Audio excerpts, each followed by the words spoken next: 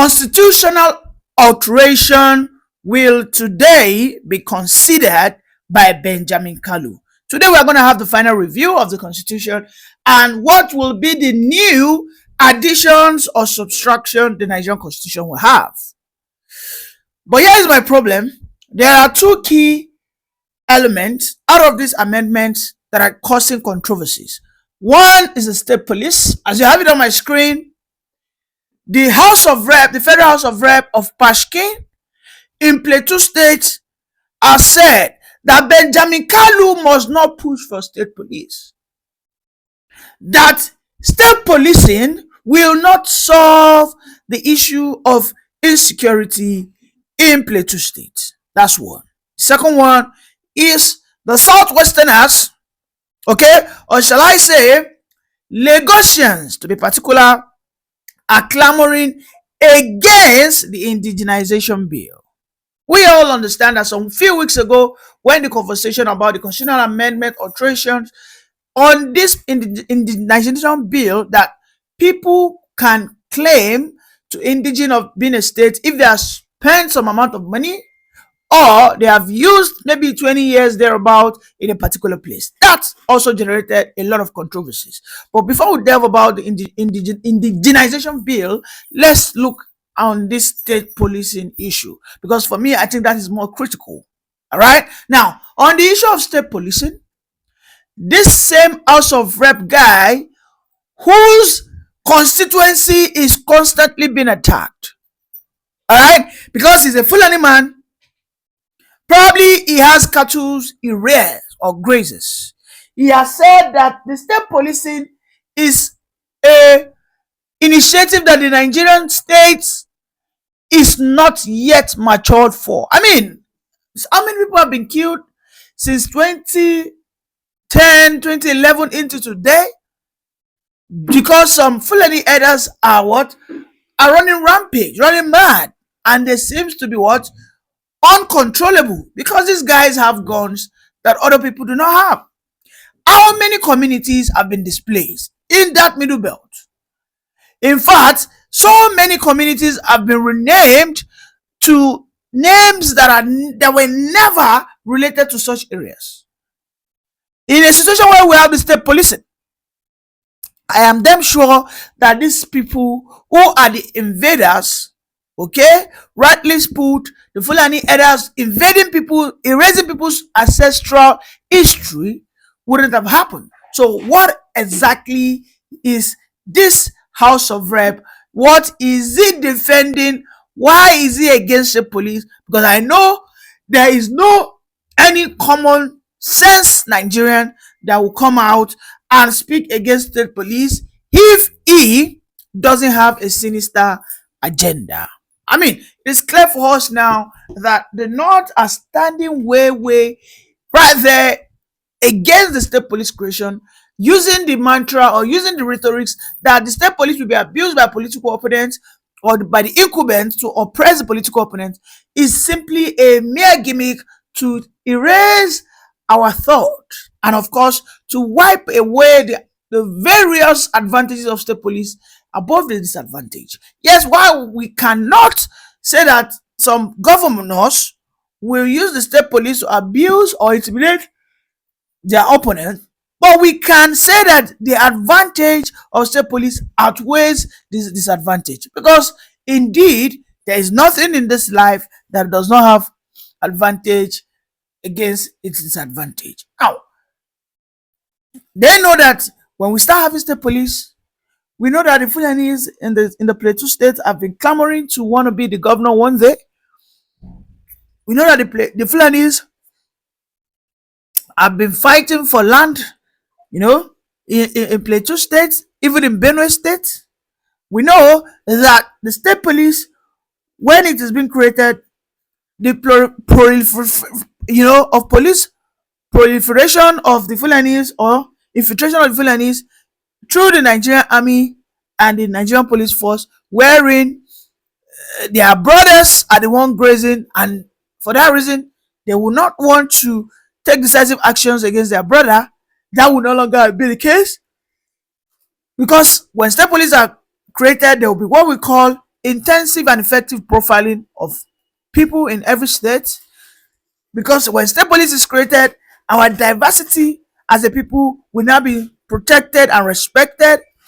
When state police is created, I mean, I'm listing the disadvantages. When state police is created, they know that the issue of one Nigeria, then you can one Nigeria that is protecting your anyhowness, that will be limited. They know that when the state police is ineffective, then I will not just wake up one day following a truck filled with cattle and say I am going to any state. These are the things they are afraid of in the real sense. Not that a governor will intimidate his political opponent. The real reason they are afraid of this is because they know that across the country, these Fulanis who are grazing on people's farmlands illegally will no longer have that leeway, that latitude to do anyhow will be shortchanged. Hence, they've sent that warning to Benjamin Kalu that Nigeria, by the way, they are using Plateau as a testing ground, as a launch pad. Nigeria is not ripe for state police. I don't blame them. Those that I blame are the senators, the House of Reps, of those people who have been named, killed, raped for many years. Why they always seem to be silent, quiet, and afraid is what I do not understand. Because this guy who has said he is not fear, is saying this without any iota of fear, then why shouldn't our reps from the south, from the middle belt, who want state police, why can't they be aggressive in their own support for state police? That is what keeps getting me confused. That you right there in the corner of your home, you support state police. The northern senators, legislators, and governors and elders, they come out on national TV. They tell you we do not want state police. Shegumi will come out and tell you, do not offend the terrorists. Do not provoke the terrorists. They don't say it in the corners of the house. They come and say it on the news media. In fact, it has gotten to me, and I've come to that realization, that the reason why the South, the Middle Belt, will forever be under the oppression of the North is because the South have refused to be courageous, to be bold, and to be outspoken in the face of challenges, unfortunately. Now, on the issue of the indigenization, on this issue of indigenization, we as a people must not do anything that would dilute our cultural identity. Agreed. Because it will even bring more chaos than harmony. Yes. Because these Lagosians who are saying that they are against indigenization bill, that yes, you can be a resident, but they are against the indigenization bill. Of course, they have every right. Because Nigeria as it stands is not a nation wherein one particular ethnic tribe controls about 70% of the population. No. What we have in Nigeria is the three major tribes are almost at equal footing. Maybe let's say like 20% of the population. Because I know in Nigeria we have about 40 million Igbos. We have about maybe 50 to 55 million Hausas, Fulanis, or 60. And then maybe we have about 40 to 50 million. So the point is, we cannot begin to pretend that a bill that is titled indigenization imposes a greater risk. I am not even afraid of the Igbos. I am scared of our northern counterparts. Because in the Lagos that we are talking about, in the southwest that we're talking about, there is a particular place, to be precise, in Oyo State, wherein the population there are 80% Fulanese. That little village. But the kings are still Yorubas. Now, in a situation whereby this indigenization bill is processed, okay, is ratified, and now institutionalized, it simply means if I have stayed in that place for above a particular period of time, then I can begin to contest for political positions and traditional positions. No, come on, man. That will cause more crisis. Because what we are seeing, even in the Western world today, there's one thing they are doing: preservation of their cultural identity. In Canada, there was this guy, a Ghana guy. I saw his video wherein he was saying that yes, the Ashanti Kingdom, blah blah blah. That guy was arrested and is about to be deported. Look at what is going on in Ghana as well. Ghana did that. Canada did that to a Ghanaian who called himself a traditional leader in Canada. They deported him. They said, "You are going crazy. Oh, you came into Canada. You want to form some cultural." No. They deported him. Now look at what is going on in Ghana, because Ghana also did the same thing to a man, Ezendigbo Ghana, where they called him, they questioned him. In fact, the Ghanaian people took to the street in protest against anything that looks like Igbo kingdom creation in Ghana. So why do we have to defend ourselves that the human is inherently conservative? A little bit liberal, yes, but you are inherently conservative, because when you feel that your identity, because your identity defines who you are as a person, your values, your principles, and your philosophy. Okay? So when you feel your identity is being attacked, you get aggressive.